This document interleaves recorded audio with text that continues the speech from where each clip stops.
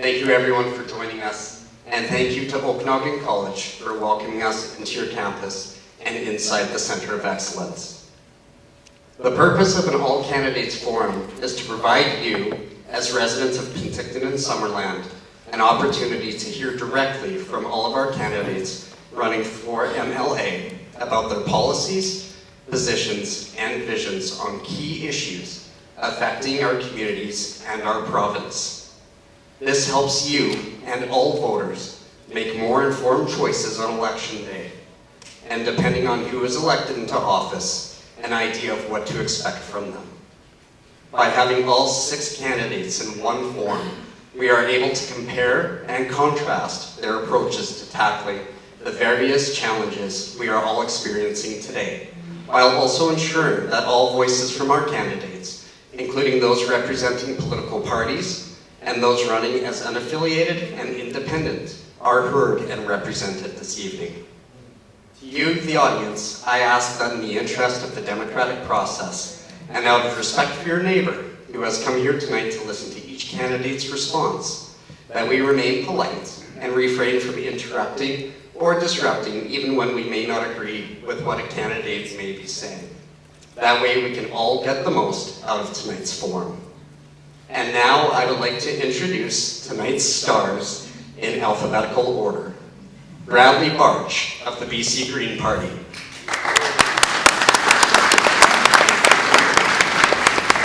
Amelia Bolton of the BC Conservatives. Dr. Roger Harrington, Independent.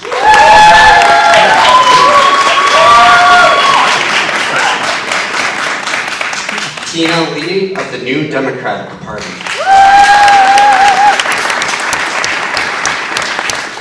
Anna Patton, Independent. And Tracy St. Clair, unaffiliated.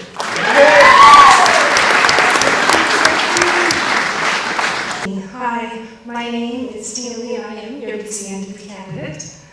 Thank you to the Chamber for gathering us here today, and to every one of these brave candidates that is stepping forward to serve our community. I have spent 2 decades working in human rights, in nonprofits, and in government agencies on 6 continents. But a decade ago, I chose to move home to raise my kids here, close to family, in a place that I love. And I'm proud to have worked for both our local and our national governments to represent our community, and in many non-profit and governing boards, such as here in this beautiful facility on the Board of Governors of Okanagan College. Through my extensive community work, I recognize so many of the faces out there tonight, and I've met so many more on doorsteps, and I know that we all have one thing in common, and that is that we love the place we live, and it is, when we agree, the most beautiful place on the earth. However, as great as our community is, we are facing some significant challenges. We are starting to see progress, however, through record investments that our government has made in healthcare, in tackling the housing crisis, and building one of the strongest economies in Canada. I know so much more needs to be done, but what you can trust is the record I have of advocating for my community, finding the resources, finding the policies that work, and knowing how to navigate the machinery of government. What we can't do is change direction now and risk the cuts and cancellations. We've seen that. Thank you, Tina. Oh, Sorry. that's okay. Are these my paddles here? Yes. Oh, that's okay. That's understandable. Thank you very much, Tina.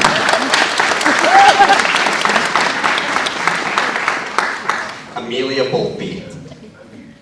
Good evening, everyone. My name is Amelia Boltby, and I'm your BC Conservative candidate, and I'm also your current City Councillor. I grew up here in Penticton, as did a few generations of my family. I moved away to go to school and practice law, and when I moved back a few years ago, I became very concerned about the issues that we have, including housing, crime, government misspending, and that's what caused me to get involved in municipal politics. I'm very proud of my track record, as well as proud of my council for the very hard work that we have done. But over the last 2 years on City Council, it's become clear to me that more needs to be done at the provincial level.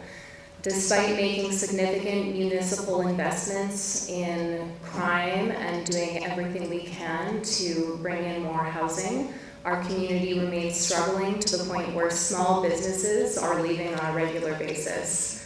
The NDP government started out with a surplus of $2 billion, and we are now faced with a deficit of $9 billion. It is the worst deficit in the history of British Columbia. In spite of all of this, when I knock on doors, businesses and people in the community tell me that they still don't have enough services. It's time for a change, and I'm committed to working very hard in Victoria to make that change for you. So thank you very much to the Penticton and Wine Country Chamber of Commerce for having us here tonight, and I look forward to a good debate.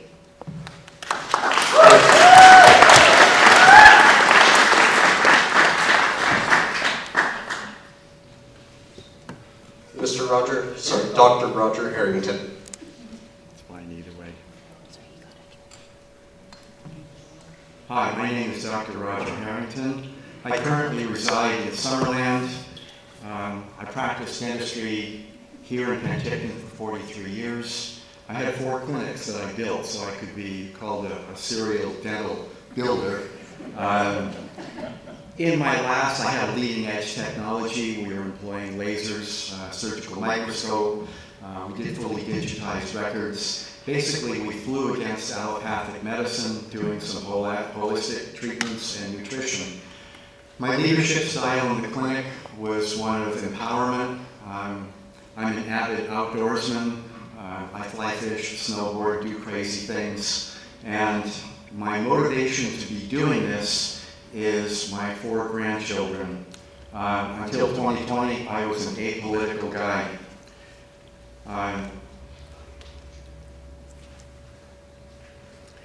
Currently, our government has passed legislation that is incredibly pernicious. It is impacting everybody. It's violating property rights, it's violating our constitutional rights. There has been no consultation. My plan is to support the unalienable rights that we all have constitutionally: life, liberty, dignity, property, security of person. I want to eliminate waste and gouging and the duplication we're seeing in the red tape in all areas.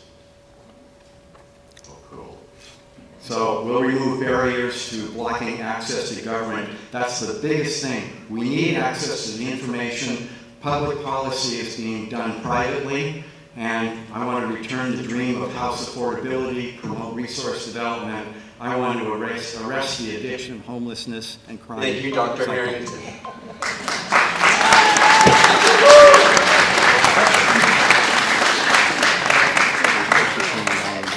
If we had Oscar money, we would have an orchestra just playing blah. That's good. We're good. And now the BC Green Party, Bradley Barge. Good evening, I'm Bradley Barge, and I am your BC Green Party candidate for MLA for Penticton Summerland. And I do live in Penticton, contrary to popular belief. I live here by choice. I moved here with my family 3 years ago after spending far too many years in the congestion of the Lower Mainland, and purchased a property here with no plan of moving into it. But then I came to visit it after I had my stroke, and just took a look out the window. It was so beautiful, and I just thought, we gotta live here. So we pulled up stakes and moved, and haven't regretted it once. I'm a small business owner, as is my wife. She is a music teacher in town, and also teaches at PAMDA, the Penticton Academy of Music and Dramatic Arts at the Lear House. And I'm assuming many of you are also business owners. And you know, it's not easy when you're working, 24/7, and you're trying to be profitable and do everything right. and you see your government just wasting your tax dollars. That has to stop. And the BC Green Party has a plan to be effective and to alleviate the problems we face. And we can do that together. And the way I see it is the people on this dais, they're auditioning for a job tonight. And that begins with listening. And the last thing we want is to see your candidate at election time and they go and disappear in Victoria. The Green Party commitment is to... Thank you very much.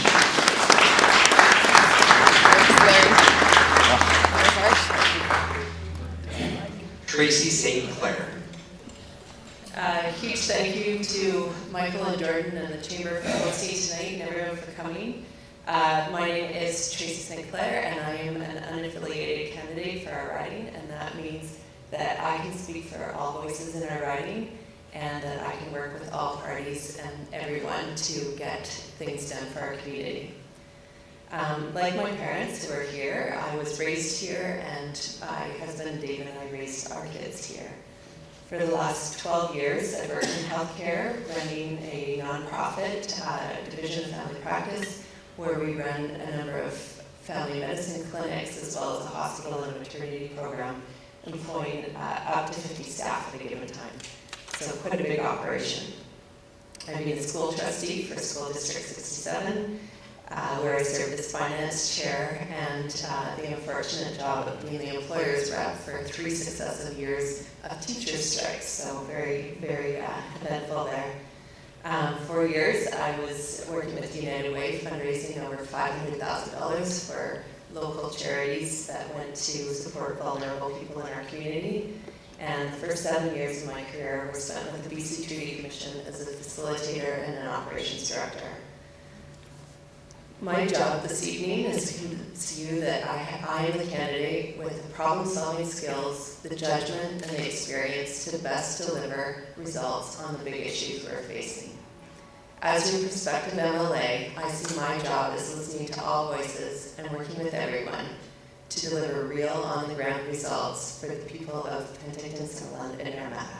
Thank you.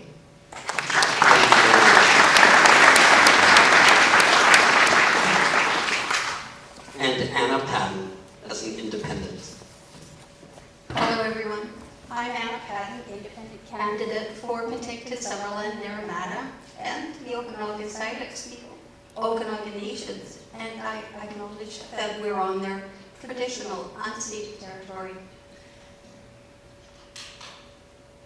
I'd like to be your voice in the BC provincial election. So a little bit about myself. I was a secondary school substitute teacher in Lillooet. I do have 4 children, 2 born on Vancouver Island and Duncan, and 2 in Ontario. So they were raised in Lillooet and on Vancouver Island and in North Vancouver, where I also worked at School District 44 in the English French School as a TA1, supervision aide, crossing guard, and I was the sports person at the bordering, made sure the equipment was there. I did the library. I had worked for various organizations as an area captain in North Vancouver, Canvassing, Canadian Cancer Society, BC Yukon, Heart and Stroke Foundation, BC Kidney Foundation, Salvation Army Red Shield Appeal, and I'm a lifetime member of the hospital board in North Van. I also worked with a friend. We went to secondary school together. She's a mechanical engineer, is she. She formed SAIC, which is for hydrogen fuel cell.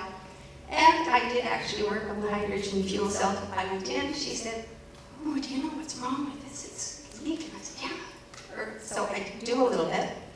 Thank you, I'm Anna Patton.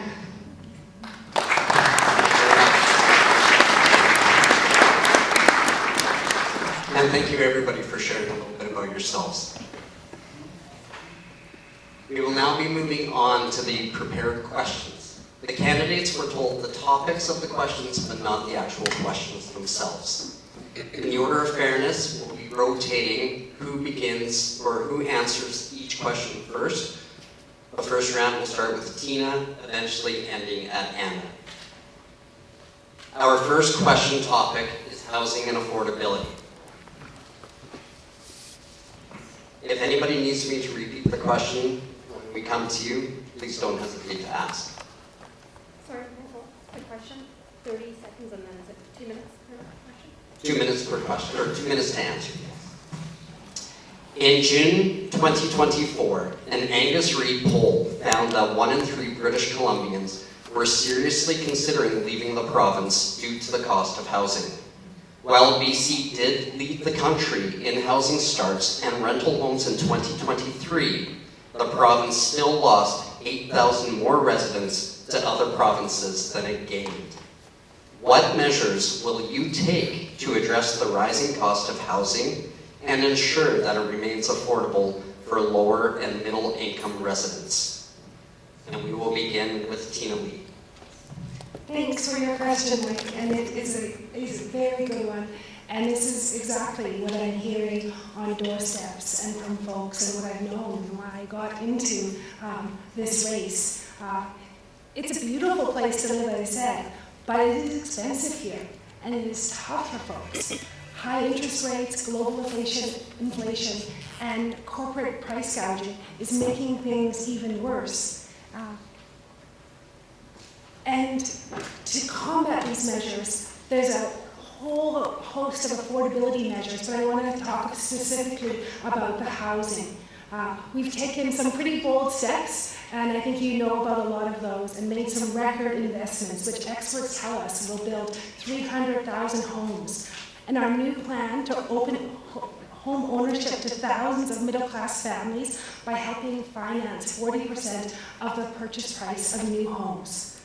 Here in Penticton, we have so much on the horizon.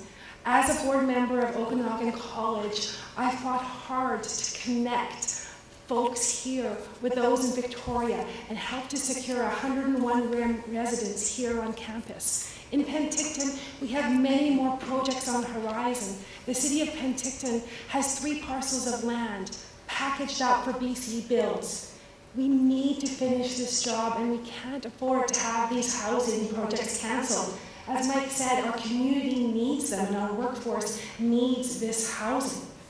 Russ said when he was in power for 20 years, let housing costs soar, and he let speculators run the board. We're taking action to lower costs, and we're helping people through more skills training and apprenticeship programs like the ones here at the college. This can help our workforce and help folks in their household budgets with a $1,000 middle class tax cut each year. Thank you very much.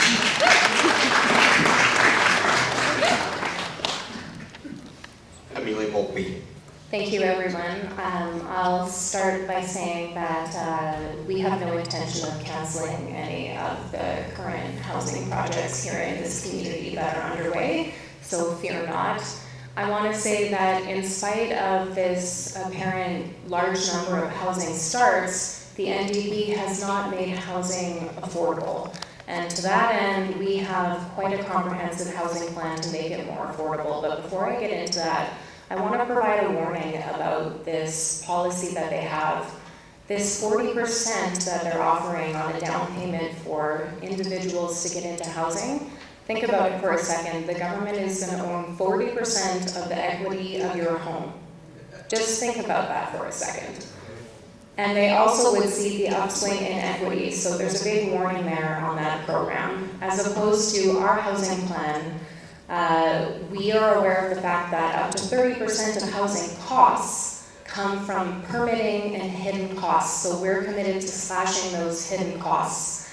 We've committed to a civic infrastructure renewal fund for $1 billion that's actually going to make housing more affordable, because otherwise developers have to pay for those costs in the municipality for the water, sewer, road upgrades. And in this case, our provincial government would be paying for it. Those costs get passed on to the consumer. We're also going to form a BC Development Tribunal to cut red tape. We're going to identify areas outside of the ALR for new communities. Work with BC Assessment to stop hitting homeowners with higher taxes and have a forensic audit of BC housing. In addition, we're offering $3,000 a month called the Rustad rebate, which will come off your taxes, whether it's rent or mortgage payments. So that's money that you'll be saving at the end of the year, making things more affordable. Thank you.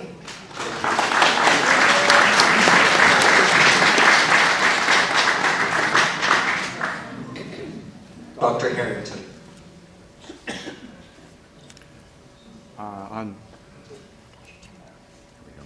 Can you hear me? Okay, here we go. So regarding housing, I've always looked at many problems as I have in dentistry, and one should be looking at the root cause. And housing prices are simply driven by supply and demand. And right now, the demand is very high, and what's driving that demand? Well, the biggest thing going is the uncontrolled immigration that's coming into this country. In fact, Ottawa is sending 31,000 people into this province. So like Quebec, I think that we should look at controlling our borders and qualifying the immigrants who come in. And I'm not saying that I'm a dispassionate or hostile person toward immigration, but if you're out in a river, or a friend of yours is out in the river and they're drowning, you don't swim out there and drown with them. And the issue is that we're going to be overwhelmed by too many people. So that's the root cause. I believe, as Amelia has said, to eliminate the red tape, eliminate the blockages. Unlike her and Tina, I believe that one way to approach this is to reduce the GST by 2%, which across the board helps everybody and requires no further bureaucracy. So anyway, end the immigration, reduce the GST, and I'll end it there. Thank you.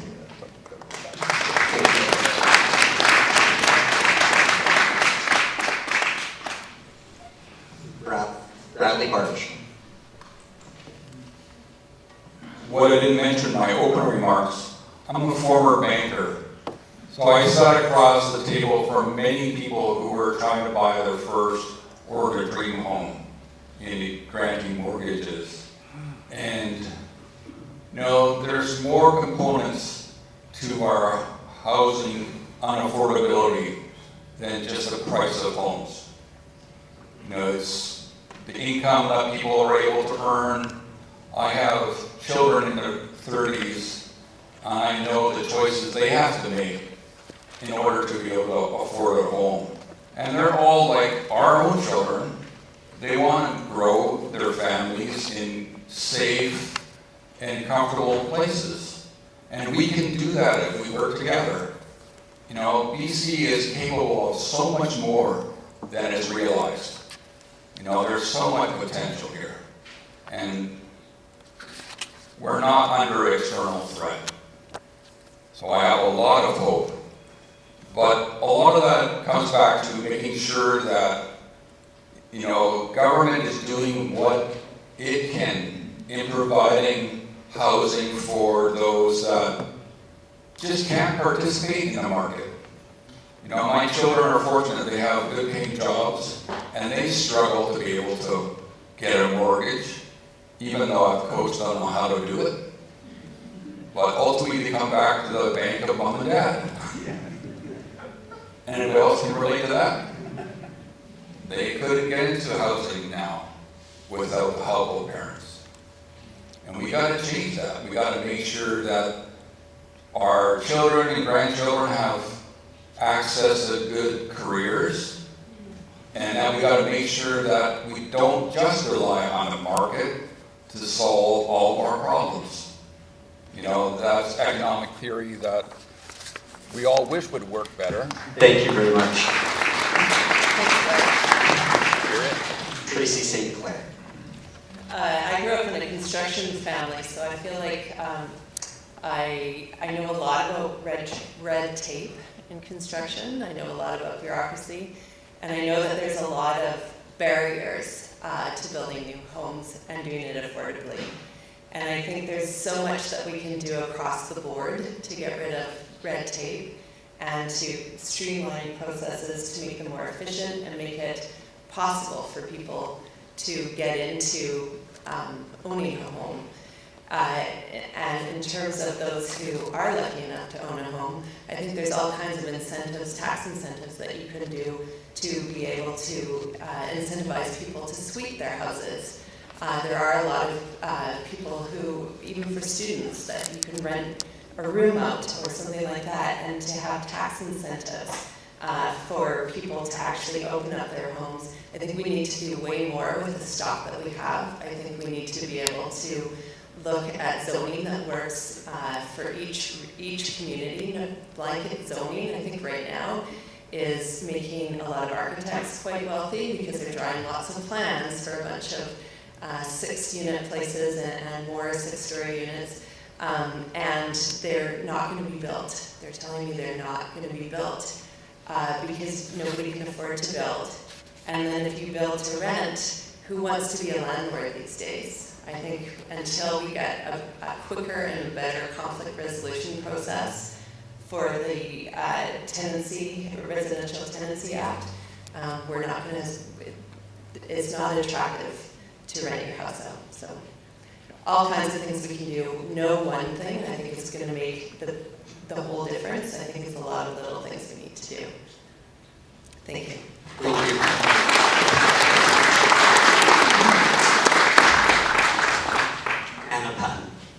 Anna Patton.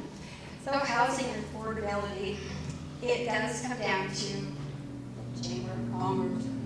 A balanced budget requires investment, business, and trade. So we need to have money to come in order to build and fund housing.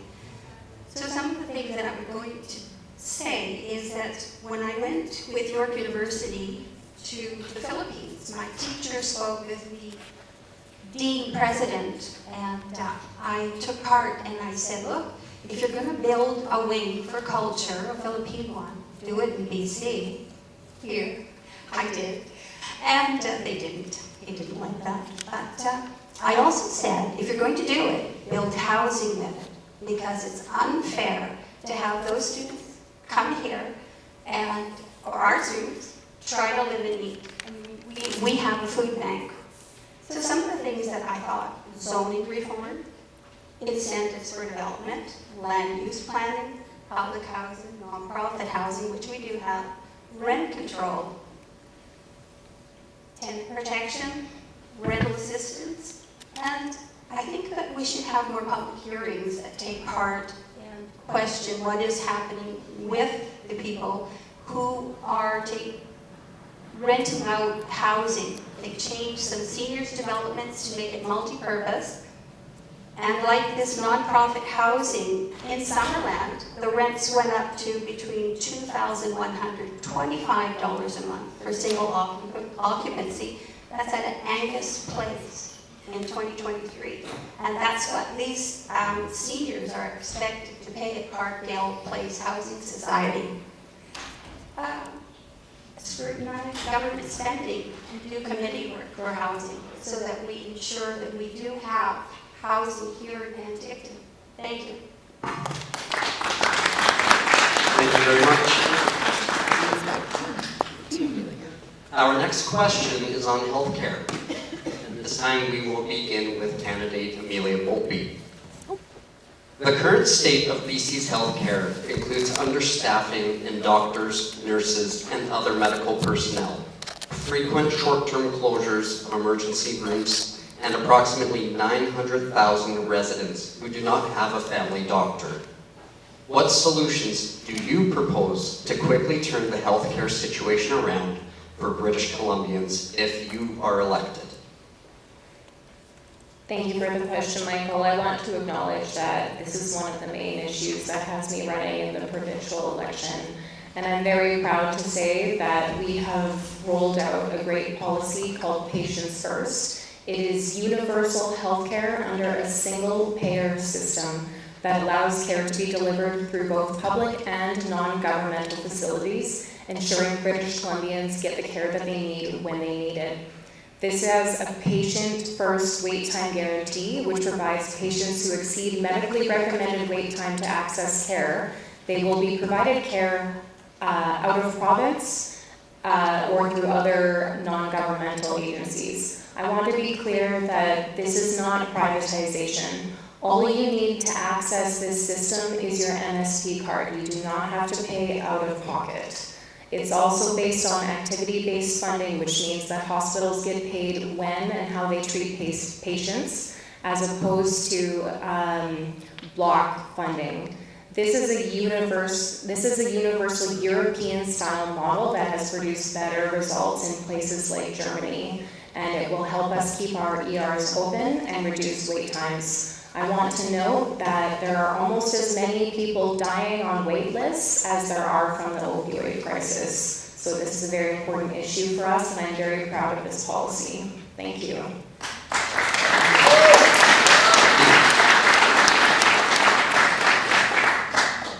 Dr. Harrington. So healthcare is fairly near and dear to my heart, having practiced dentistry, as I stated.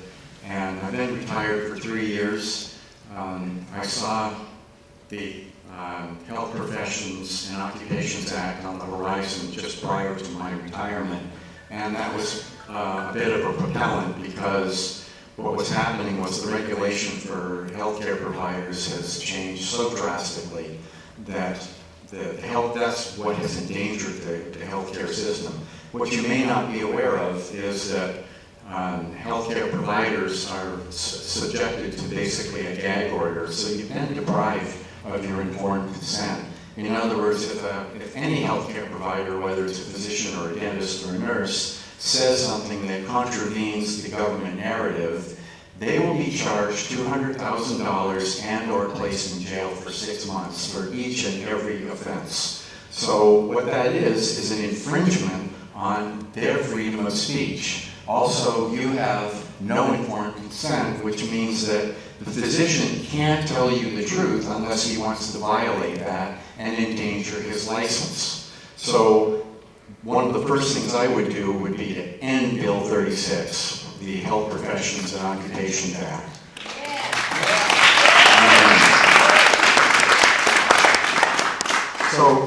And then further to that, we need to bring back the 8,000 healthcare workers who were thrown out because of the mandates, full compensation, and bring them back as they were originally hired. Thank you. Thank you. Bradley Barge. The BC Green Party has a proposal for a dogwood model of healthcare that I believe in, that will transform healthcare in BC. And as a person who spent much of 2017 inside a hospital, I've seen how the sausage is made. And I must commend, if there's any healthcare workers in the room here, under immense stress, they've done an incredible job. And we should all be so grateful to what they've done. And the Green Party will defend and strengthen the universal healthcare system in BC. We don't need privatized medicine. What we need to grow and strengthen what we have.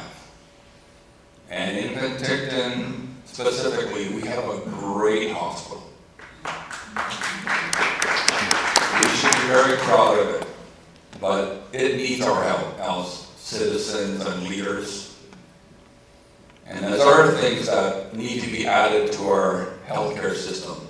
And the Green Party proposes that under MSP, all citizens of BC would get at least 6 mental health care visits per year at no cost.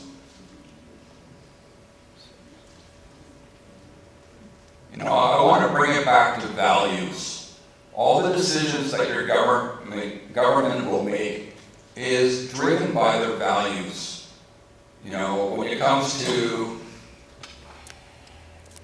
democracy as a very broad concept, only the Green Party has as its core value a belief in deep participatory democracy. That means... That would be time. Thank you very much. Tracy St. Clair. In 2018, the government came to us as an organization and said, challenged us to figure out a plan to get everyone in our communities attached to a family doctor or nurse practitioner.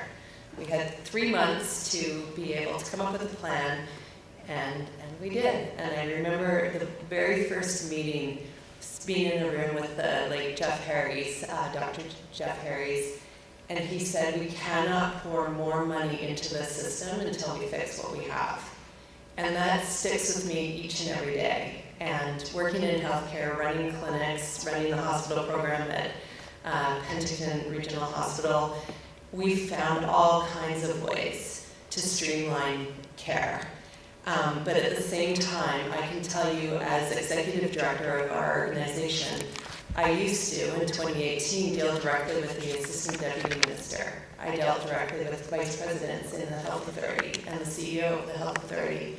And now there are so many layers between me and the assistant deputy minister and the CEO that, I don't even get in the same room as them. I don't keep track of all those layers of government.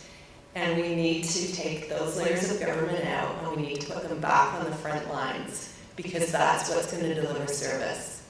We're seeing healthcare costs rise, and we're not seeing any increase in service. And we can't afford to do that anymore. Thank you.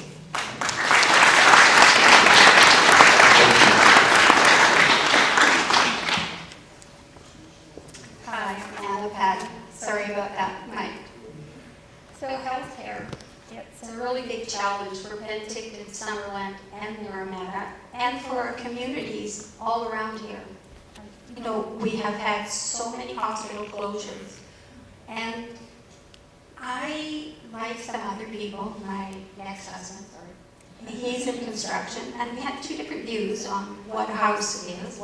His was big, and mine was housing that were small housing for more people.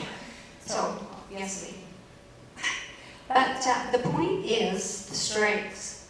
I've been part of rotating strikes, and to me, the medical profession, I know that there's a shortage in staff, and we have an aging population, there's rising cost, accessibility, but it seems like it's a rotating strike with the doctors in different areas. And I've been on the list to get a doctor from living here for over 10 years, and my name has been taken off all the time, and I have to put it back on, so I don't have a family doctor, but that's okay, because I believe in preventive medicine, and I think that we should fund it, and we do need to be able to recruit and retain doctors. We need more training, and not just at UBC, but through UBC Okanagan here, where our children can go in and become a doctor. Somebody's not going to stream them into a different field, and that's what they want to do. We have telehealth and virtual care, and I've been directed to TELUS Virtual, and I don't want to go through TELUS. I want a doctor. Thank you. Thank you.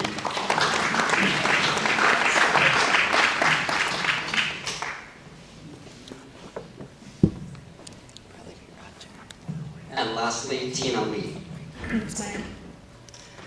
There's no question that our healthcare system is facing some very big challenges, and I agree that people deserve to know that they'll get the healthcare they need when they need it. The BC NDP government has taken big steps and record investments to hire more doctors and nurses, to accredit more internationally trained healthcare professionals, and to change the pay model to attract more family doctors to the system.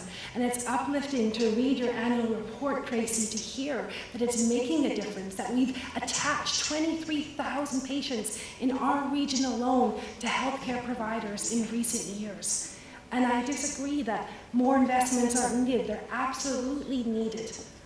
Unfortunately, the healthcare plan of the BC Conservatives contains $4.1 billion in cuts, and they may deny that, but when their own healthcare plan shows a reduction from 12% of the GDP down 1.5% in healthcare spending, there's no getting around that it equals $4.1 billion, and that is healthcare professionals, that's doctors and nurses. Personally, I do not trust someone to be in charge of our healthcare system that called Dr. Bonnie Henry's use of vaccines a control on the population. I do not trust Don Russell. Until last week, the Conservatives' website boasted that they would unleash the power of the private sector, and now they're pulling away from it. But again, I do not trust Rustad. I think we are on the right track in healthcare. We're seeing changes, and we need to stay on track. Thank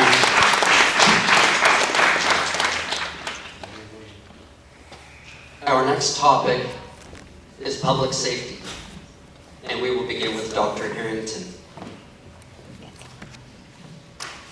Last month, the National Police Federation, which represents approximately 20,000 RCMP officers, asked that whoever forms government delivers a fulsome public safety plan, stating that there is currently a lack of data-informed support and monitoring of repeat offenders, resulting in public safety being compromised. The Federation also contends that this is a joint responsibility for both provincial and federal governments, rather than only the latter.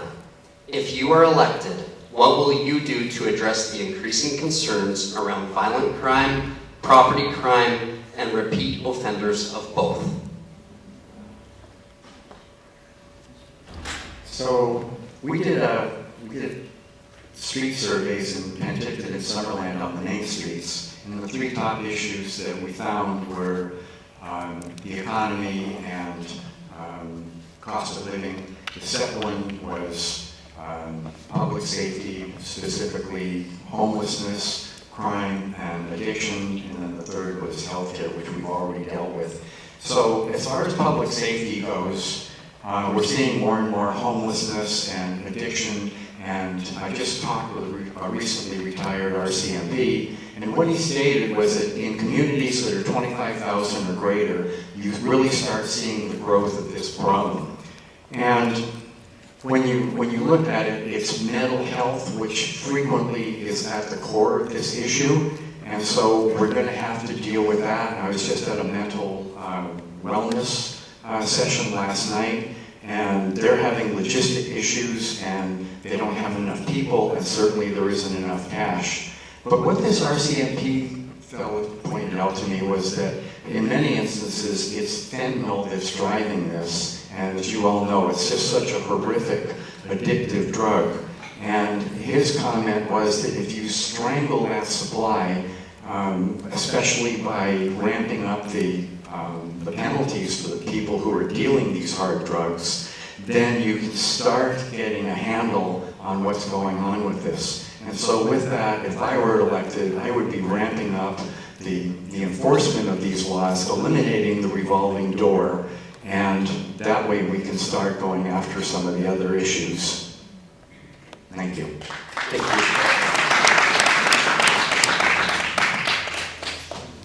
Bradley Barge.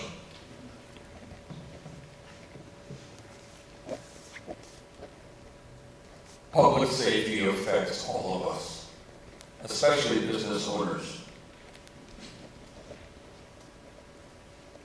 I'm sure if I asked for a show of hands, there'd be many owners here would say that their businesses have been vandalized or there's been property damaged, unlike ever before.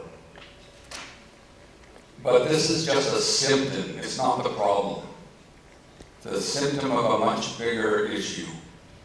And if we continue to put band-aids on deep poverty, we'll continue to have these problems. We have to address deep systemic poverty, and it will cost money. The investments to alleviate deep poverty will be large, but we can't afford to ignore it anymore. It's more expensive to keep ignoring it. You look at the amount of time and cost it has to have people in lockup or in hospitals. We need to provide dignified life for all of our citizens, and we can do it with targeted strategic investments that get to the root. It's not about being tougher on crime. What is the cause of crime? It's poverty. And poverty in itself can have many root causes. Mental health is part of that. We need more support for mental health. But we can't continue to ignore the deep poverty that's afflicting our community. So the Green Party is committed to addressing the roots of the problem, not just chasing the symptoms. Thank you. Tracy St. Clair. Until 2017, our family lived right downtown on Westminster, right in the heart of it. And while it was colorful some days, I would say, we always felt by and large safe. We felt safe. And I think anyone who is downtown these days, especially in the evening, doesn't feel that way. And when you talk to the RCMP, they will tell you that the majority of crimes are committed by the same people. They know who they are, they come and they go, they call it catch and release. And a lot of that, I understand, is due to federal legislation, Bill C-75. So I think one of the big things that we need to do as a province is we need to put real pressure on the federal government to change those laws. Otherwise, we're just sticking with the revolving door. So that's number one, because I think if you can get a handle on the prolific offenders, then you've got some resources freed up to go after other crimes. Because when you look at Clean Streets Facebook or all you have to do is go through the industrial area. We see it everywhere. And there's no consequences, there's no tools for the RCMP, and I think we need to give them those tools again. Thank you.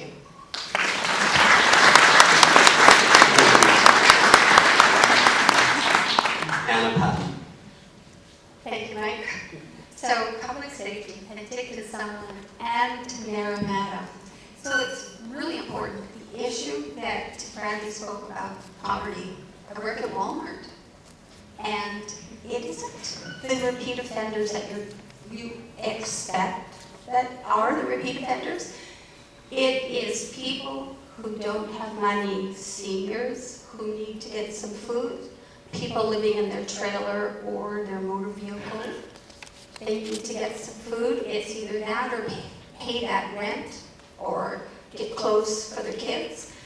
And young families with children. And I don't allow, I cannot say, okay, go ahead, steal this. But I understand what the problem is. And where I'm working, they are quite, do you want to pay for that?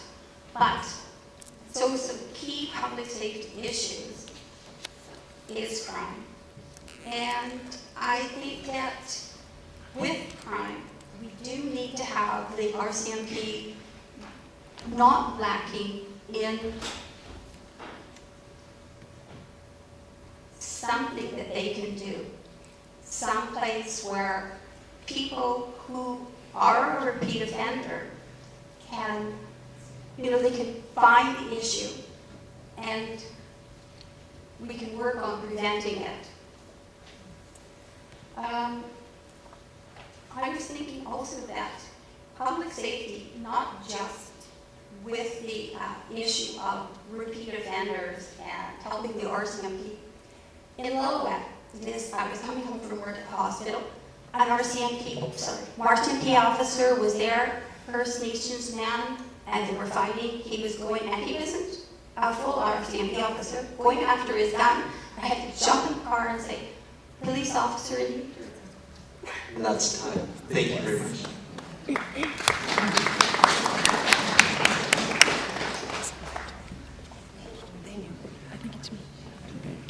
Keep it coming. Tina Lee. Thanks. It's hard to hear that people don't feel safe in our community, and I hear it too often. Everyone does deserve to feel safe here. We are taking action to fight crime and keep people safe. On day 2 of forming government, we are the ones that created a ministry of mental health and addiction. And we have been tackling this head on from the beginning. We are going after those that supply drugs and hiring over 250 police officers. And we're working to tackle the disorder and challenges we're seeing on our streets, including mental health response teams and helping businesses with the cost of preventing crime and cleaning up vandalism.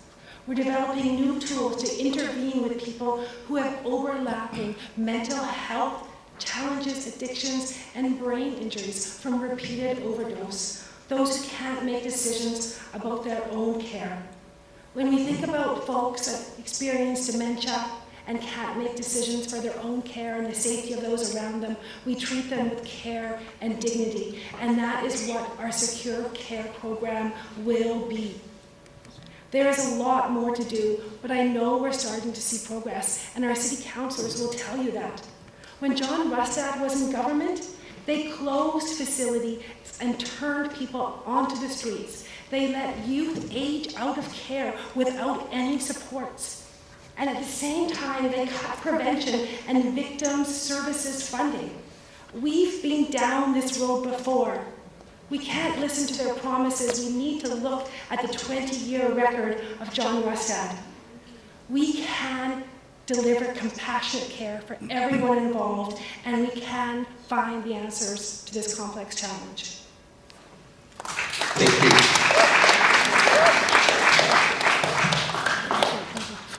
And lastly, Amelia Bolby. Thanks, everybody. I just want to start by saying that is not John Rustad's 20-year record. That is Kevin Falcon, Christy Clark. We are a new party, and I want to start by saying that here at the Municipal City Council, we have done everything we possibly can for a municipality. We passed a public safety bylaw. We hired 4 more police.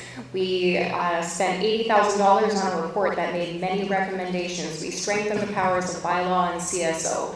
Everything a municipality can do, we've done it. That's one of the reasons I want you to send me to Victoria, because the changes have to be made at the provincial level. I want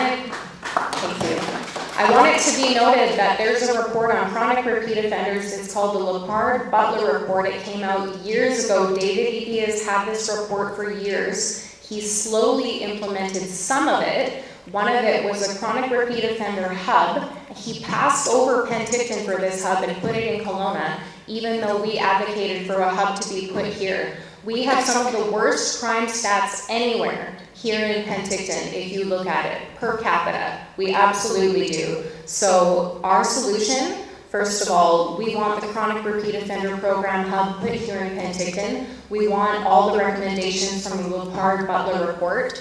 We want severe bail reform at the federal and provincial level. We're going to advocate for mandatory minimum sentences.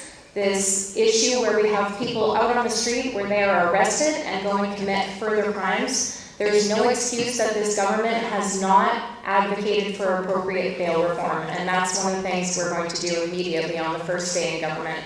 Thank you.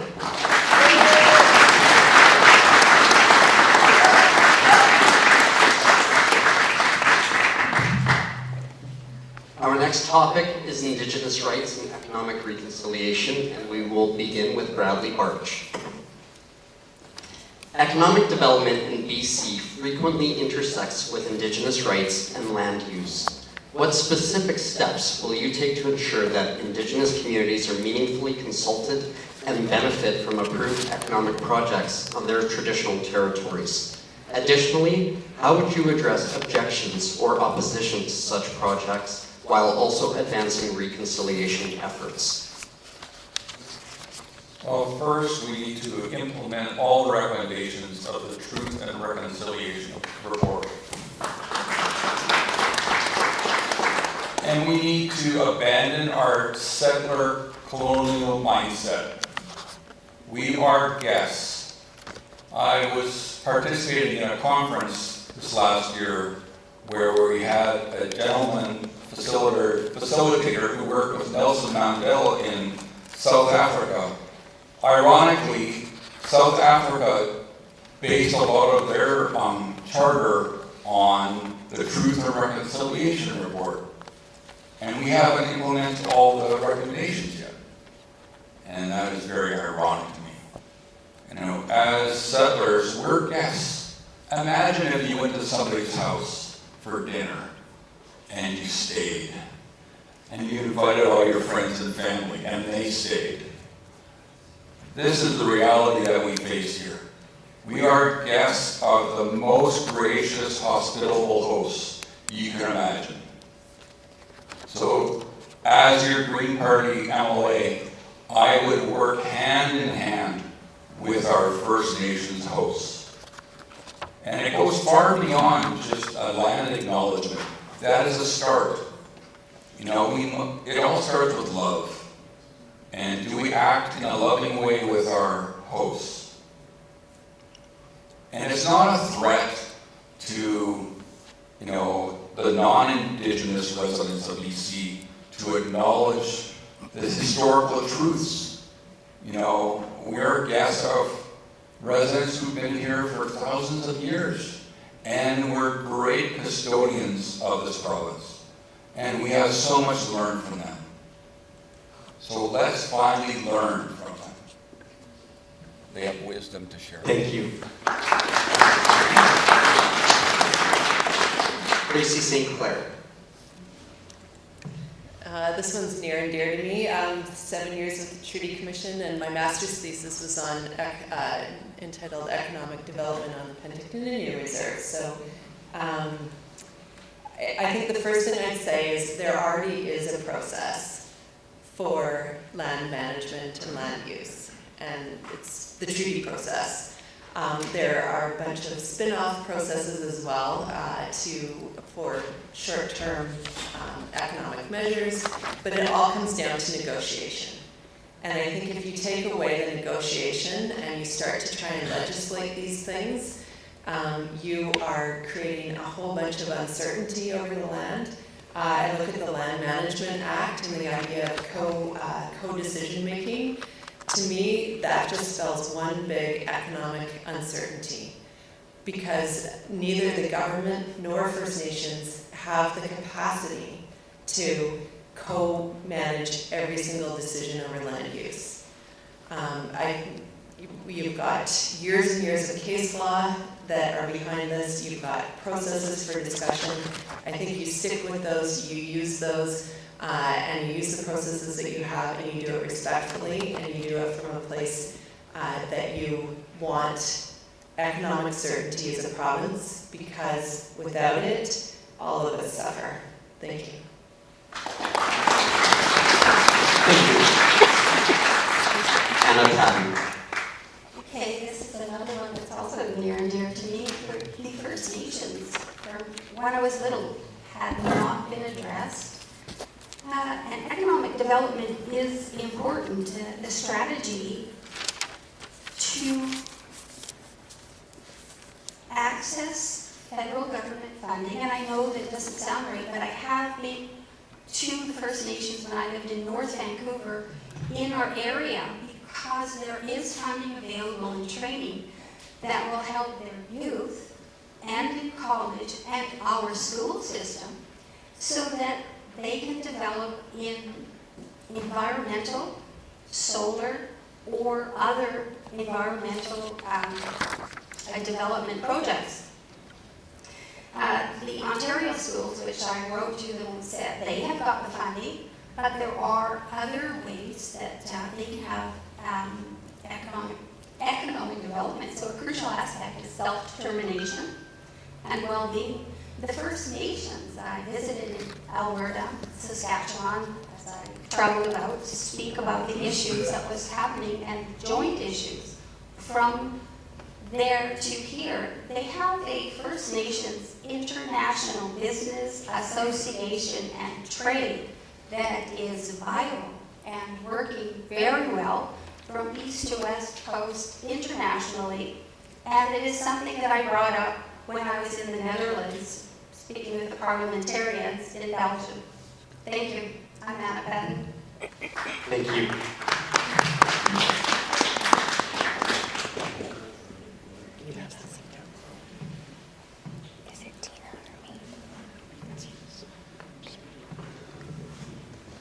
Tina Lee.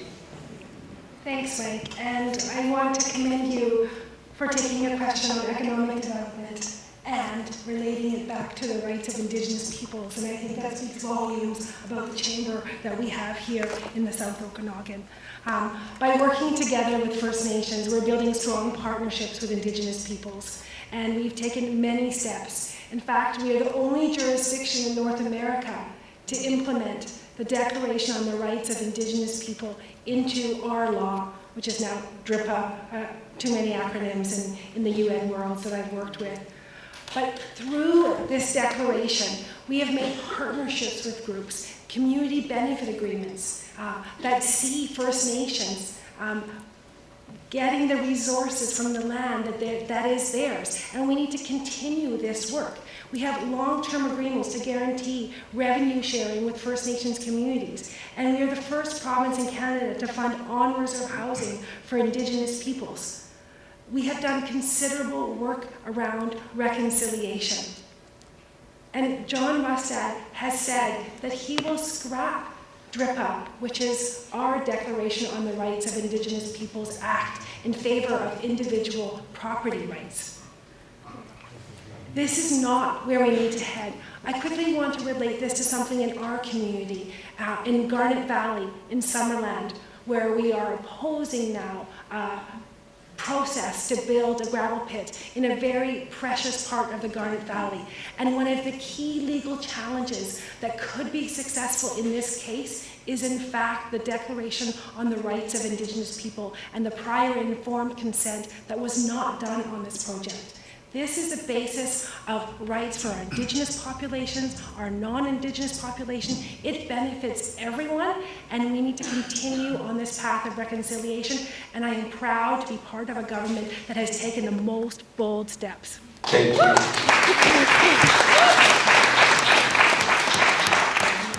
Amelia Boltby. Thank you, everyone. Is this my phone? We need to get really real about this serious situation and this question. So during the course of this government, between 2017 and 2021, the average Indigenous life expectancy fell by more than 6 years. The current provincial government is overseeing a crisis in the well-being in Indigenous communities. We believe in what's called economic reconciliation, which means direct engagement with First Nations, respect for their governance structures, and the support to build thriving economies, and this will be done through UNDRIP. We're going to respect and ensure UNDRIP continues. For instance, a lot of these communities do not have clean drinking water, so we have committed to providing clean drinking water, adequate housing, critical infrastructure, and then seek reimbursement from the federal government, who is supposed to be doing. Instead of posturing about reconciliation, we're also committing to returning 20% of British Columbia's forests. And in addition to that, there's a very serious problem with Indigenous children being apprehended by MCFD. So we want to look into a process where that is that settler mentality of apprehension, so those children have their own pathway and their own, respecting their own Indigenous cultural heritage. We're going to honor UNDRIP as it was intended. It was intended to represent a shift towards reconciliation and the recognition of self-determination. So we're going to continue on that path, and the key to it is economic prosperity, and working together. Thank you.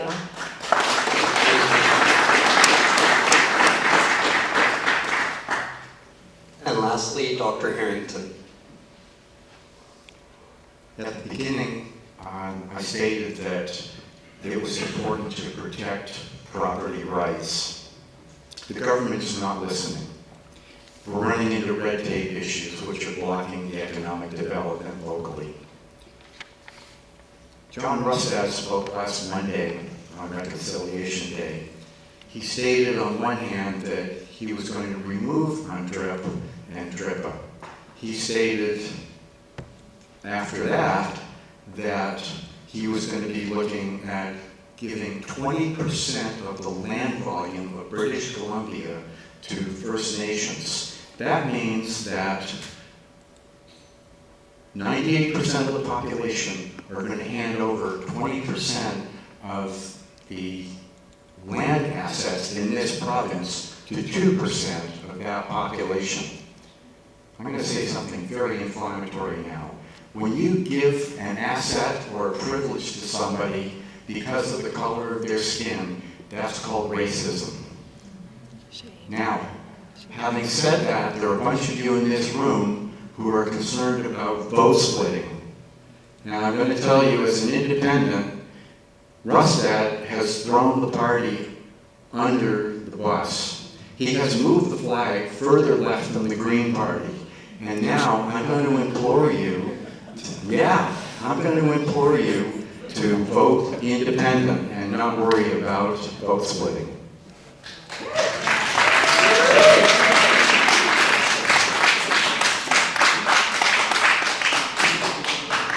Our next question involves climate change and the natural resource sector. And we will begin with Tracy St. Clair.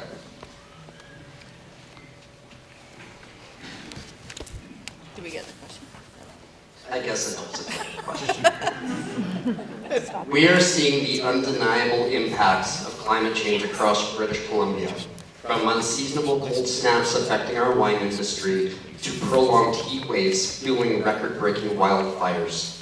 At the same time, resource-based industries such as liquefied natural gas, forestry, and mining remain critical to our economy, with a 2019 provincial government study indicating that resource-related activities account for more than half of BC's economic base.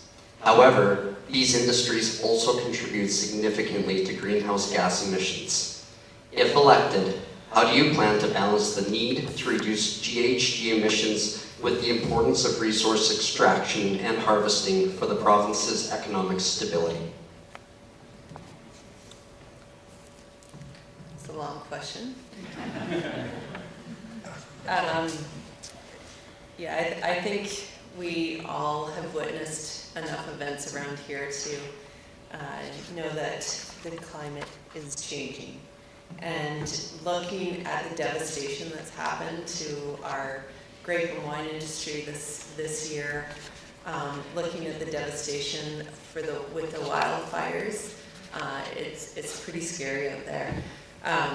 So I think, in short, we need to keep resource extraction as part of our economy. I think it's a very important part of our economy, but I think it needs to be done in a way that is sustainable. And we've got so much knowledge out there, so many experts out there who can tell us and help us plan to do that responsibly.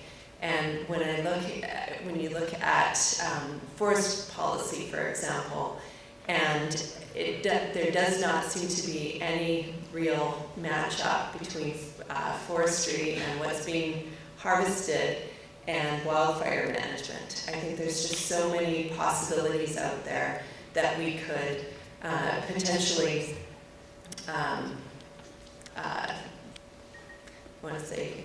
I can't say that. Kill two birds with one stone.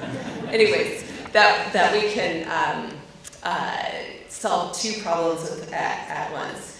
But resource-based industries, we need to get rid of red tape. We need to make it quicker to be able to get industries off the ground, and we need to do it responsibly and work with the environmental movement, with researchers to be able to do it responsibly. Thank you.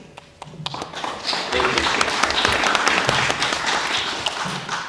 Anna Patton. That's me.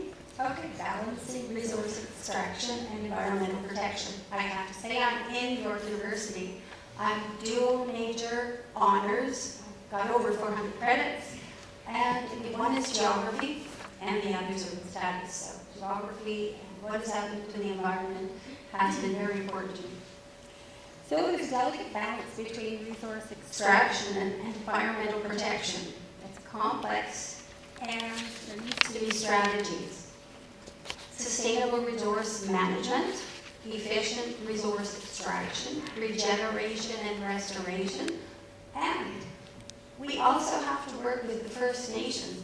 I really solely believe that because of our capitalist, colonialist way, we have finally said, okay, we're going to be stewards. And the First Nations weren't saying that we own it, we're capitalists. They were stewards and took care, and they did rotate, and they did slash and burn to protect areas, and they did take care of where we are in this low area that flooded, that they moved, and they ensured that the homes and the area, the environment was safe. So, environmental impact assessment and thorough assessments, mitigation measures, regulations and standards, enforceable regulations, international cooperation, diversification, energy efficiency, Indigenous knowledge and participation. Thank you. I'm Anna Patton.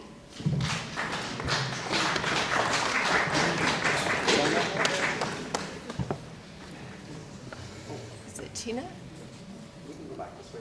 Bradley Barch. Thank you. Now, you look at the question, you might think it's the environment on one hand and the economy on the other. That is a fallacy. Transitioning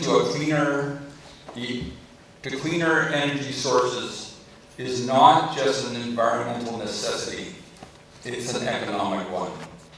By shifting our investments, we can build a more resilient economy and protect ourselves from the rising costs of fossil fuel dependency. Sonia Personnel has recently announced it is not the government's role to be investing in fossil fuels. You know, if it's such a profitable business, the market should take care of it. And looking at what affects all of us here, you know, so much money is put into treating wildfires after the fact. But if we invest upstream in managing our forests and the forest floor litter, we can do so much better. And we have the skills already in this province to do that. And it's being done on a limited basis in some of our communities. But we can do more. Thank you. Dr. Harrington.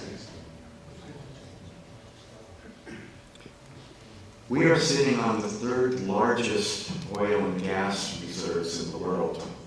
It seems a shame that we're not accessing that and reducing the cost to each and every one of the people, especially in this province. When you have cheap energy, you have prosperity. And when you have prosperity, then what happens is you can start making environmental considerations. When you look at third world countries and their energy costs are very high or they're using poor energy sources, they have no resources to look at protecting the environment. The issue of wildfires has been raised here, and I believe that it is largely due to poor forestry practices in the last 20 years. As an outdoorsman, I have noticed the amount of litter on the forest floor, And it's simply not being managed. The people, the Aboriginals, the First Nations people here, they burned regularly. And they did it ahead of time so that we didn't end up with the big super fires. Now what happens is we have suppression, and then when the fires do break loose, we get these super fires that burn through neighborhoods. People like Bjorn Lomborg and Michael Schellenberg disprove the theory that CO2 is an imminent threat to global warming. Yes, we're experiencing climate change, without a doubt. That is inexorable, but is it linked to CO2? No. I'm almost out of time. All I'll say to you is that you don't need to suppress CO2. You just need to cheapen your energy sources and move forward.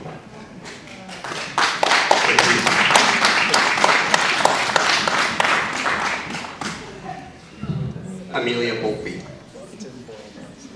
Thank you so much. There's a lot to say about this. I'll start by saying that as a BC Conservative, we believe that climate change is real. We believe that it is man-made. And we have some proposals for how to deal with that, and I'll get to firefighting in a minute. We've rolled out several policies on mining, natural resource extraction, and forestry, and especially LNG, which is a cleaner source of energy. China and India are in fact the main polluters globally that are causing the climate to warm. Here in Canada, it's something like 1%. British Columbia, we're probably negligible due to all of our forests. So what we believe in is expanding hydroelectric capacity, developing new natural gas facilities, integrating cutting-edge technologies, alternative energy sources like solar, wind, and geothermal, but only when they make practical and economic sense. And I just want to touch on LNG. We have a rich source of LNG here in British Columbia. If we could provide that to those countries that are burning coal, we could actually do something about global warming. And to my knowledge, all of the taxes that this government has put on us under the guise of, oh, it's helping the environment, weirdly enough, the global temperature hasn't gone down, so that hasn't worked. And as it goes for firefighting, we have a comprehensive fire and forestry management plan that includes, there's a Kootenai company called Kootrack, which helps fight fires. They have specialized equipment that is used in other jurisdictions. We need more water bombers and controlled burning. So thank you for listening.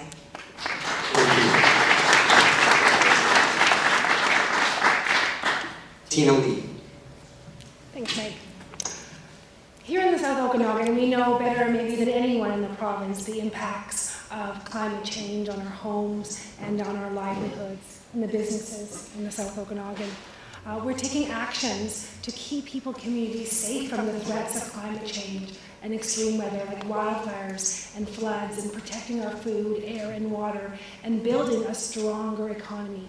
We have one of the most ambitious climate plans on the continent, developed in collaboration with the Green Party, and we also passed the Climate Change Accountability Act, brought in an emissions cap for the oil and gas industry.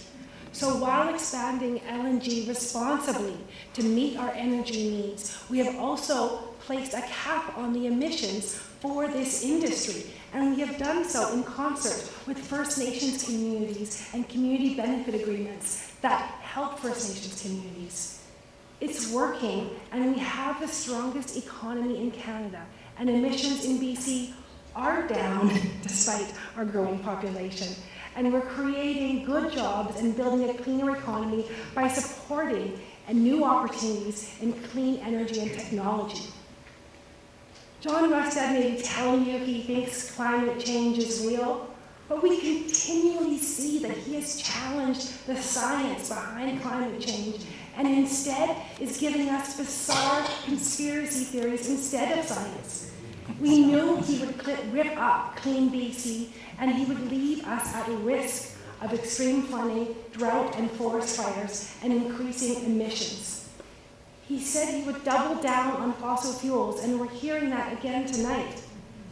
We need to be safe from extreme weather and climate impacts. We'll keep making progress on a plan that ensures everyone can live more sustainably and affordably while also making big polluters pay. Thank you.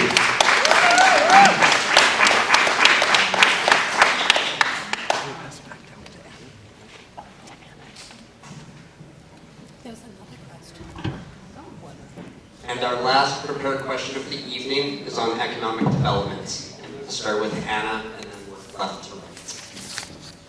In August of this year, the Business Council of BC said, based on July's labor force survey, BC added just 5,300 new private sector jobs since July 2022.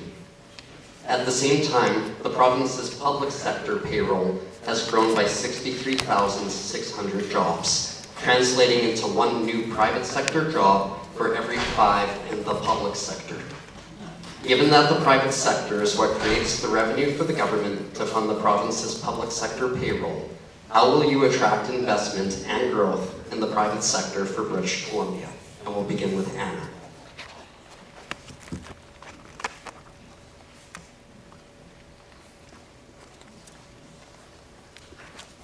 Okay. So attracting investment and growth for economic development, we have to ensure that we have business-friendly development here in Penticton, Summerland, and Naramata. There is a small portion, a small business area, but the city is growing. And when we do have a fire, it is through that highway that we're accessing Kelowna and other areas. So I think that we're going to see growth in that area. Streamlined regulations, tax incentives, infrastructure development, talent and workforce development. And that is figuring out what we need specifically, not just for the environment, but do a top-down and a bottom-up approach where we're training, and we are saying that once you finish that training in school, we are going to have funds where you can open up a business here or an industry. Collaboration with universities. Innovation and entrepreneurship, research and development, incubators and accelerators established. Incubators and accelerators to provide resources and mentorships to startups and entrepreneurs. Intellectual property, marketing and promotion, allow people. We were speaking with someone the other day, and they were saying, thank you.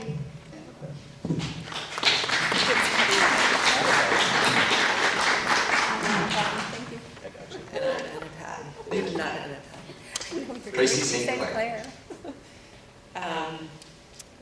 Picked up my paper.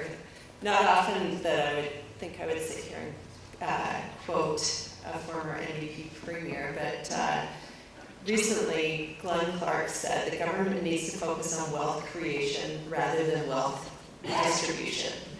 And I think that's what we're talking about here.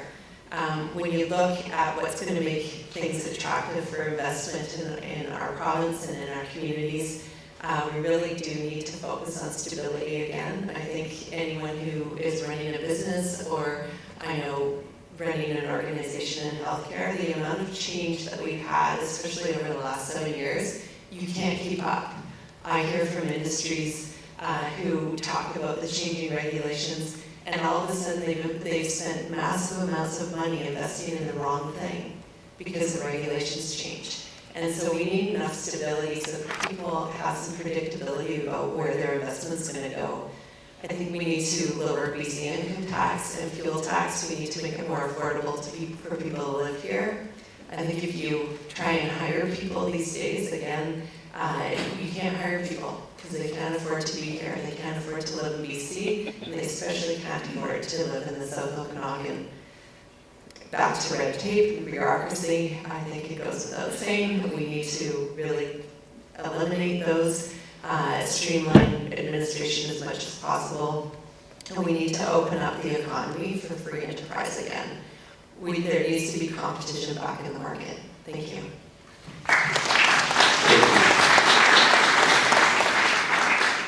Bradley Barge.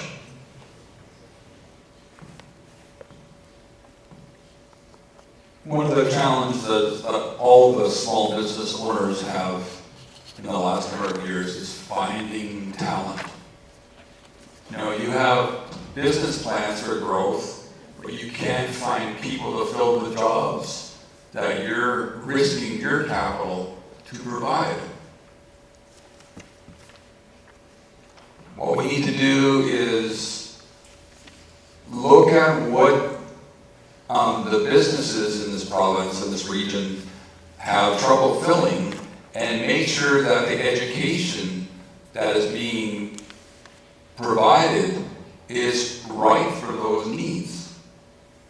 Now, I think about in the late 90s when I was working for Royal Bank of Canada. Royal Trust did a study, and at that time, they found that, or projected that 90% of all jobs would require a 4-year post-secondary degree. All jobs. And at the time, I thought, what about all the trades? You know, I don't know somebody with a poli-sci degree who can frame a house very well. And I'm that guy with a poli-sci degree. I wasn't your framer. Your house would stand very long. I could paint it, but I had a painting trade before that. So we need to be smart where we invest our capital. And we all know that capital is very mobile. So if we do that as a government, investing in the right sectors, capital will follow, and that'll breed and foster more economic development. Thank you very much. Thank you. Dr. Harrington. So to reiterate, the government is not listening. The red tape is strangling any of the development. When I was running my dental practice, especially the last couple of years, my biggest fear was to lose key staff members because they were irreplaceable. And that huge vulnerability when you're running a small skeleton crew is pretty scary.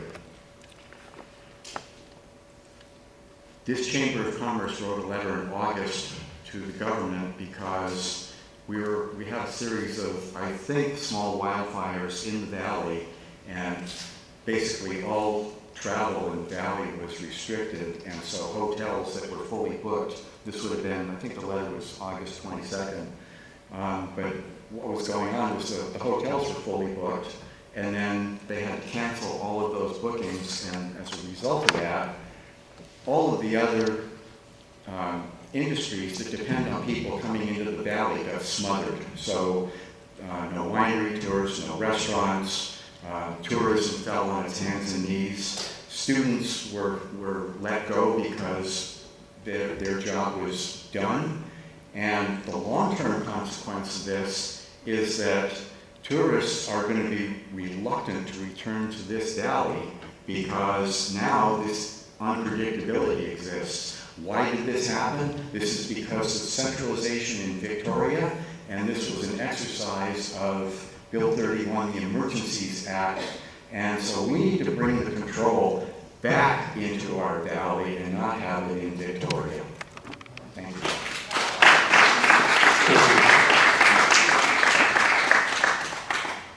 Amelia Boltby. Thanks, everybody. I can took the words out of my mouth. The NDP have added more public sector jobs than any other province, while British Columbia is dead last in private sector job creation. And as Dr. Harrington said, that travel ban absolutely decimated our local economy. When I talk to local business owners, they say that that's still affecting them. When I talk to business owners, they tell me that there are 3 things that are making it impossible for them to make a living. There's crime, which we've already talked about. There's a lack of housing for their workers to be there. And most of all, they're overtaxed. The NDP has introduced 33 new taxes. So what we're going to do is we're going to reduce red tape. We actually are going to introduce a red tape reduction law requiring the elimination of 1 regulation for every new one introduced. We've committed to auditing every single tax and taking a look at every single tax and then requiring a referendum for new taxes. So we're looking at reducing, we're gonna make the small business tax down to 1%, giving entrepreneurs the best chance to succeed. And we believe that the government should get out of the way of businesses. So if we can tackle crime, enable some housing so they can actually have workers, get out of their way with regulatory processes, and reduce the excessive taxation, I believe that our business community can thrive. Thank you very much.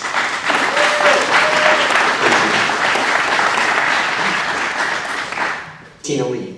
Thanks, Mike. I'm going to go ahead and say that maybe these statistics are not as telling as you think they are, that over the last year we have actually had one of the strongest private sector growths in the country, while at the same time hiring more doctors and teachers and workers.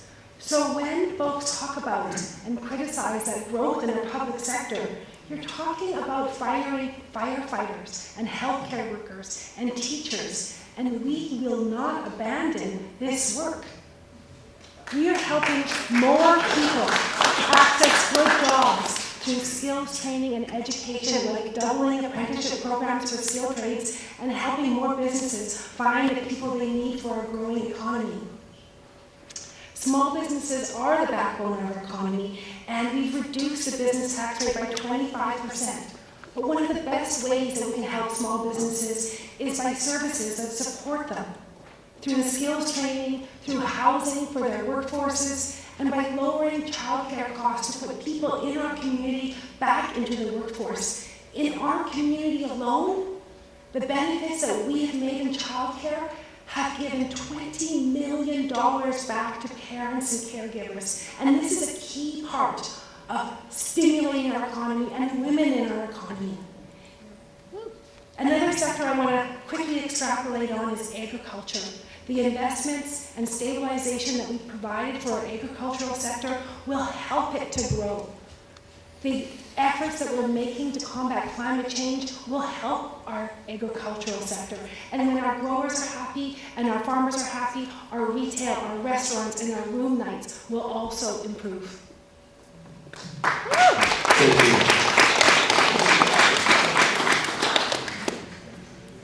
And thank you to all the candidates for asking the prepared questions that we had this evening, important to Penticton Summerland and the province. We will now start closing remarks in the reverse order as we open them. So we will start with Anna Patton and then work our way back to Tina. Each candidate will have 2 minutes to present their closing remarks. Anna Patton. Hi, I'm Anna Patton, and I think that the things that were most important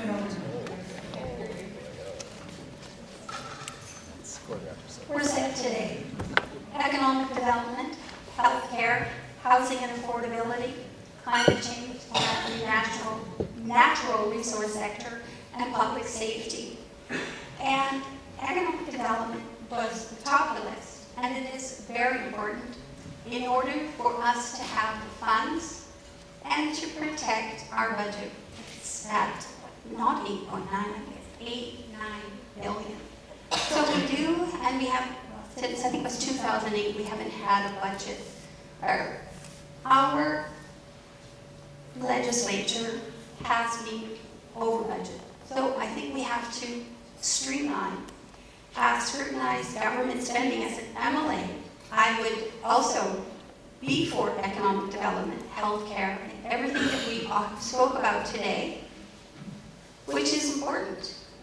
Because with the seniors, as somebody asked me from the public union sector, the 20,000 retired police officers who have specific injuries, they need that funding because with their job, they have been injured and they have to have health care. So scrutinize the government. And doing that, we do committee work. I would be there at question period to represent you. I would have public hearings here, not big costly referendums. advocate for fiscal responsibility, and to do that, economic development and keeping our costs down. Lobby colleagues and engage the public. Thank you, I'm Anna Patton. Thank you, Anna. Tracy St. Clair.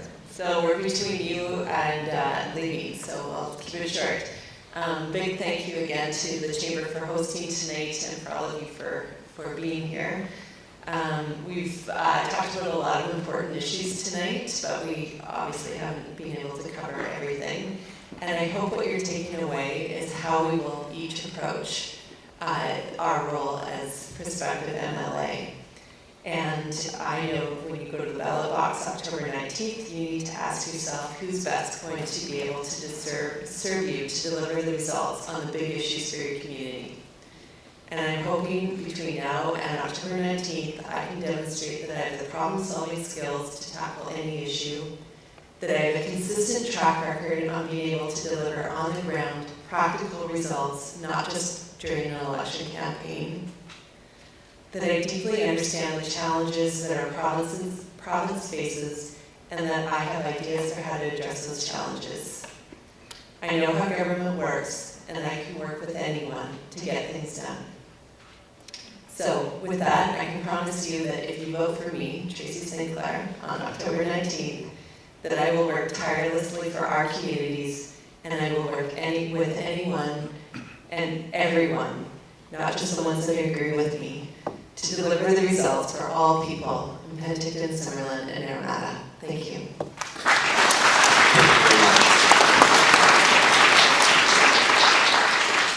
I too want to thank you for taking time out of your busy lives to be here on a weeknight to listen to some wannabe politicians.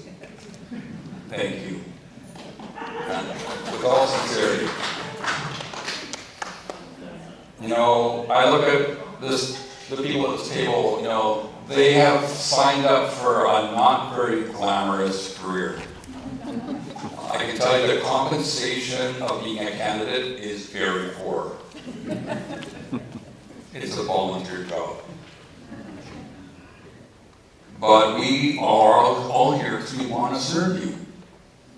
You know, I've been a resident here for 3 years, and when I was talking with my family this summer, they said, "Dad, you can ramp up your consulting career again now that you're doing so much better after your stroke." And I said, "Yeah, but I want to serve this community." So my son said, "Dad, there's an election coming up. Why don't you run?"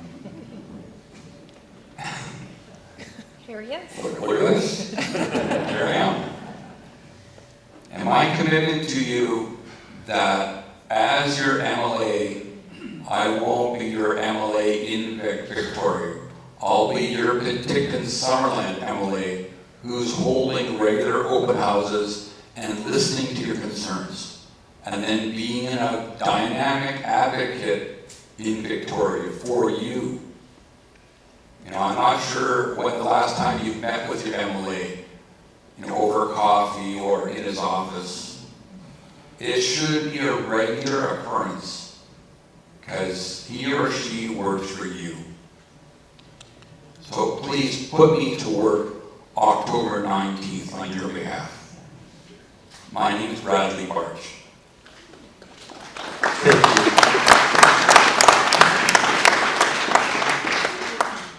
Dr. Roger Harrington. Thank you all for coming. Only 30% of the electorate last election determined who showed up for being the MLAs.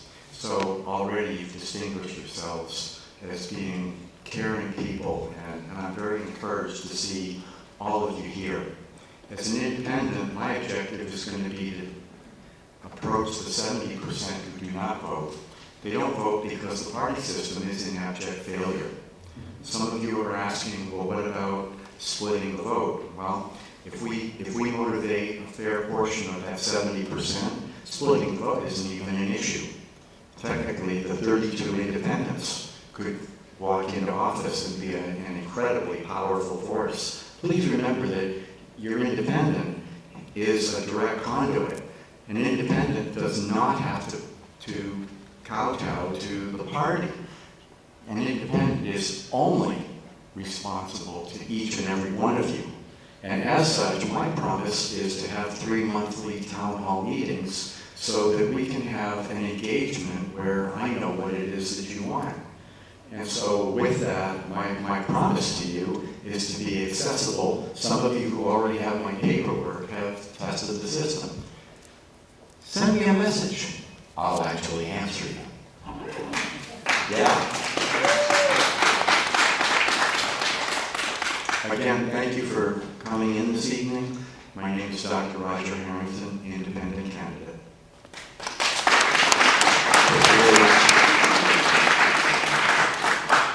Amelia Bolpe. Thanks again, everybody, tonight for coming out and for listening. There is one thing that hasn't been mentioned tonight, and that is that my party is the only party that has committed to what's called a riding first pledge, a riding first commitment. John Rustad told me when I agreed to be a candidate that anyone who's elected to be an MLA, we are all going to sign a contract that says that we have the ability to advocate and to vote for our riding first, even if the party doesn't agree. So it's not entirely true that only independents can represent unique interests here in Penticton, Summerland, and Naramata. I want to add that I'm powerfully motivated to represent you in Victoria, and that my 2 years on City Council has been a big learning curve. So I have a very long list of things that I would like to accomplish, and I promise no one will work harder for you than me. And on my rack cards that some of you have, that's my personal contact information. Oh, sorry, is my time up? So if anyone has any questions, please reach out to me, and I would be honored to represent you in Victoria. Thank you so much for listening.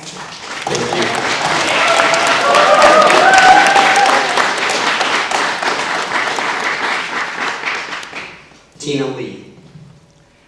Thank you again to the Chamber and to my fellow candidates and to all of you here tonight that care about our future and took the time to be here. It is difficult to wade through campaign time promises, and I think what we can do is look at the record of those that we want to lead our province. Our opponents cannot deny that we've made record investments and bold moves in our public health care system, on housing, on community safety, childcare, and with the best climate action plan on the province, in the continent. We're starting to see results, and you can count on us to keep taking bold actions until the job is done. As a person who loves this community and province and country, I worry about the risks this election, and we simply cannot change directions now and risk the cuts and cancellations we've seen before. Rustad consistently challenges the science behind climate change, and now we're seeing a weird brand of conspiracy theories that he and his candidates believe. Debates like tonight show us that there is a stark contrast between the two parties who can form government on October 19th. Please consider your vote carefully. Do you want a leader that was the inner part of Christy Clark's cabinet and has a record of cutting the services that you rely on? Or do you want a government that has a record of investments to help those struggling? What direction do you feel is right for our province? People in our region deserve better, and I have a record for standing up against powerful interests, and I will be a member of government that is representing our community at decision-making tables in Victoria. I'm asking for your support to get there. Thank you. And a final round of applause for all of our candidates this evening. Thank you very much for coming out and answering all of these questions.